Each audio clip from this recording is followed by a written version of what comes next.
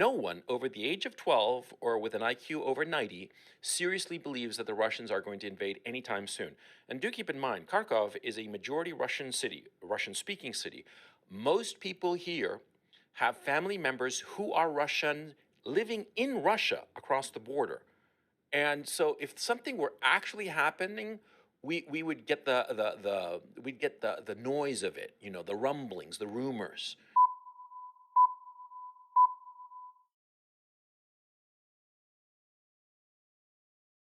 You better enjoy this shit, you little motherfuckers. Feeling like a pool hole, I'm knocking with a bat. Got a new song, it wasn't all that. Put a new drop out and the birds gon' snap. Are they good? Top break and I win every time. Factory best on top of the line. My boy toting on that pistol, you done 65. Let me hit it expeditiously. But if you just want to dig, then you history. Oh Lord, can you hear me when I'm talking to you? I don't want to spend another fucking minute at the bottom. You know I should be above them with the scholars, do you? I mean the ones getting ahead. In the trap house, I was cooking legal shit. This gun made the sound like the snack I watch a movie at the Regals with. And it sing like CeeLo, bitch. And move with a whole clip like a kilo, bitch. You son Evo, I see no bitch. Pussy rapper, I don't hear no bitch. You in the browser, I don't play no bitch. I'm big dog, I don't fit no bitch. Why you talking out of line? You a weirdo, bitch. A fear bitch, cause that mine sucks. Poking these raps till I get on the boss up. Holy around rapping, I'm talking to God stuff. You ain't heard me, just know I'm a monster. I keep that tool like Felix, I tap it, the problem is gone. Which one of you idiots breaking the contract? Feel like a Mega Man beam, how I charge it. Tell me we ain't fucking artists. No hand drop, that the bird's going crazy, you know what I'm saying? Just a little disclaimer, just don't take what I say too seriously, as is with all of my other videos. Also, don't harass, attack, bug, or bother anyone that I mention in this video, alright? Make sure to avoid doing that because I would hate to be the reason that someone gets fucking harassed. That would suck. Alright, have a good day. Back into the video. What's up, ladies and gentlemen, daddies and Discord kittens? Today I've got a new little hit piece for you. Quite apart from that, see, the Russian army, I mean, they want to take out any howitzer now, don't they? Of course they do. So they're going to fire on that howitzer. And of course, they're going to miss the first few times because it's inevitable. It's war, okay? It's not a precise science, right? It's not like you have pinpoint accuracy and take out the howitzer bing, like that, and no problem. No, you got bing, like that, bing, like that, bing, like that. Yes, that's right. Today we're going to be talking about Coach Redpill. The insane man himself has had some quite interesting takes recently on the whole Ukraine-Russia sort of situation. Just to put into perspective the kind of guy that Coach Redpill is, he made one video titled, "You have defects, not disorders." And he made another one titled something along the lines of, "Why nice guys only attract whores." Or my personal favorite title, "Queef Huffers."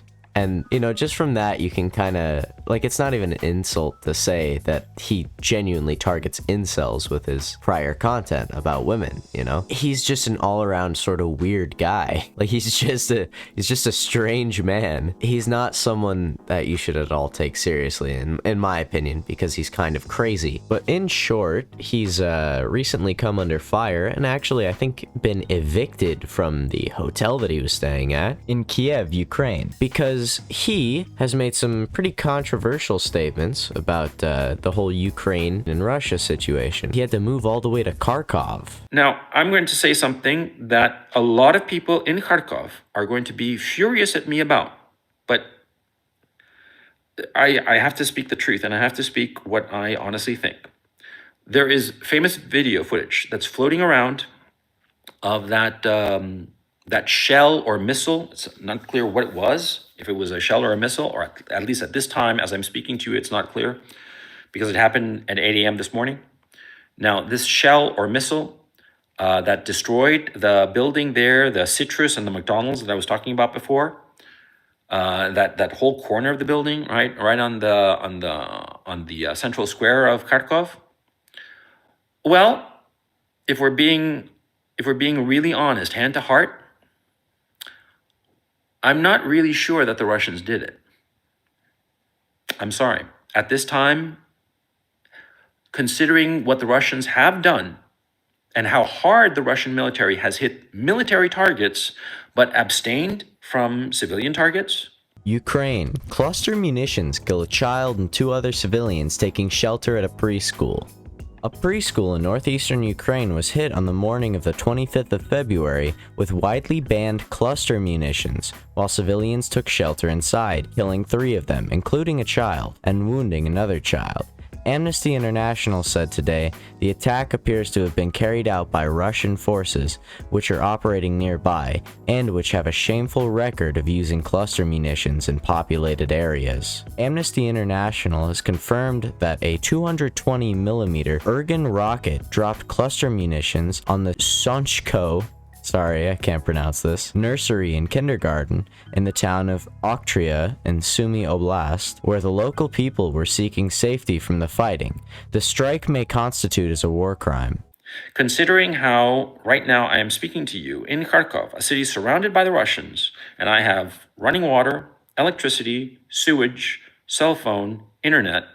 On March 11th, in the city of Oktria in Ukraine's northeast, Russian missiles hit a key hub of Kyivstar, the biggest internet and mobile operator in the country. With 20 million customers in a country of 41 million, it was one of Russia's most precise strikes, and it cut off the city's phone service. Oktria, a town of nearly 50,000 before the war, had already suffered attacks on the power plant, residential buildings, and now many townspeople couldn't do something they'd long taken for granted: make a phone call. Kyivstar had problems. Its employees in the area were already at work restoring lines in other besieged parts of the region. They turned to staff 60 miles south in the larger city of Poltava to come to their aid. Over 900 Ukrainian communities without power, heat, or water supply. Ukrainian official. Lviv, Ukraine, March 7th. Attacks by Russian forces have left over 900 communities in Ukraine without any supplies, electricity, water, and heating. Ukrainian presidential advisor Mikhailo Podolyak said on Monday, "Barbarians of the 21st century. Russia destroyed 202 schools, 34 hospitals, and 1,500 residential buildings," he said on Twitter. The energy minister said 646,000 people across Ukraine had no electricity and that 130,000 were without gas. And you're telling me that the Russians, for no reason whatsoever, are going to fire a rocket right into the middle of the city, causing needless damage to an important building. I forget what the building is, but it's an important building, causing needless damage to an important building and handing a PR disaster to the Ukrainian Zelensky regime. Yes, that's how war works. Everything he's just said is easily disprovable, and it all happened before the war officially began, or at least some of it. He just doesn't make sense. Like, he's just fucking wrong on like 90% of this shit. It's like he's just spouting shit that he knows nothing about. Sure, Kiev and Kharkov haven't been hit as bad as like some other places, but the other places still got hit really bad. Sure, you might have Wi-Fi, but you also were staying in the capital of Ukraine. Yeah, so needless to say, this guy's talking out of his ass, and he doesn't know what the fuck he's saying. Because if he did, he wouldn't be saying this, and he'd probably not be in Ukraine. Oh yeah, did I mention that he got kicked out of his hotel for saying dumb shit? Stay mad. I will link the stream that was said and the timestamp for it down below. For all intents and purposes, the Russian army is tiptoeing into Ukraine. Insofar as air power is concerned, the Russians in the first 3 hours wiped the Ukrainian skies of everything. The Russians own the Ukrainian skies. That's just a straight up lie. How Ukraine's outgunned Air Force is fighting back against Russian jets. "I don't do any checks," said Andriy, a Ukrainian Air Force pilot whose condition of granting an interview was that he was not permitted to give his surname or rank. "I just take off," he said. Nearly a month into the fight, one of the biggest surprises in the war in Ukraine is Russia's failure to defeat the Ukrainian Air Force. Military analysts had expected Russian forces to quickly destroy destroy or paralyze Ukraine's air defenses and military aircraft. Yet neither has happened. Instead, Top Gun-style aerial dogfights, rare in modern warfare, are now raging above the country. Every time I fly, it's for a real fight, said Andrew, who is 25 and has flown 10 missions in the war. Every fight with Russian jets, there is no equality.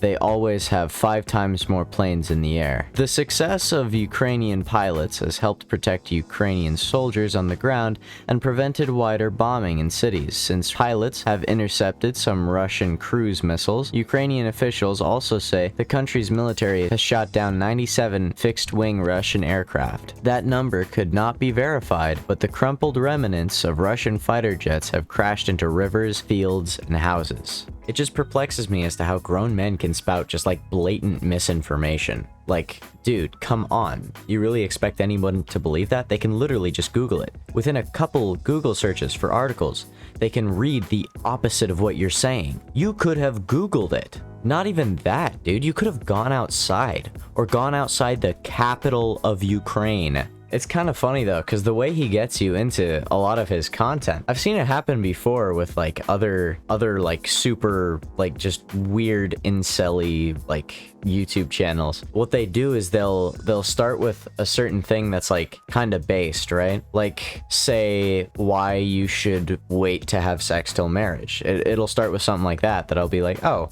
okay, well, I mean, there's probably a fair argument for that, you know? And then it'll cut to something like, nice guys only get whores. It's like, dude, what? It's like, calm down. Seriously though, I hope this guy stays safe, and I'm kind of praying for him, because I could definitely see him getting like beaten up in the streets for saying stuff like this. Like, I hope this guy stays safe, because war drives people crazy. Even if the people aren't fighting in the war, even if it's just on their doorstep, they get stir crazy and start attacking people that don't have anything to do with it. That's just how humans are. And like, I 100% all love to this guy. I hope he stays like completely safe. I hope he stops doing all this dumb shit and spouting nonsense in his videos, but I do hope he stays safe. Especially because some of this guy's videos were being used as like Russian propaganda on like Russian live streams. It was crazy. Ending segment time, let's go. It's now the ending segment. Yes, I have waited. I have slaved away, pained away. Sorry for sorry for taking so long again to upload a video. I had to make my senior project, or I would have been eligible to fail my grade and have to repeat this year. So I was focused and working on doing that. Yeah, no, that is 100% what happened, and I'm sorry for not being consistent, but you know, I hope this video kind of pops. I hope it blows up. I hope it's a little bit of a banger, you know? I had a good day. I had a really good day, actually. My grandparents came over. It's super sick. I went to work. I get paid a lot. So, you know, I'm being chillin'. Also, I hope you had a good day. I hope you had a very merry weekend, a very happy month, and I will catch you in the next one. But not before this quick trivia question. Did you know that Satoshi Tajiri, the creator of Pokemon, actually was a high-functioning autistic man, and that's what helped him stay focused and hyper-fixated on the game long enough to complete it?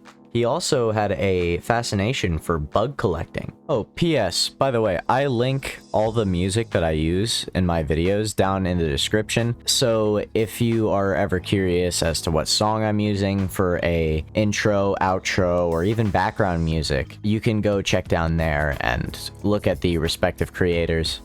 All right, now I'm out.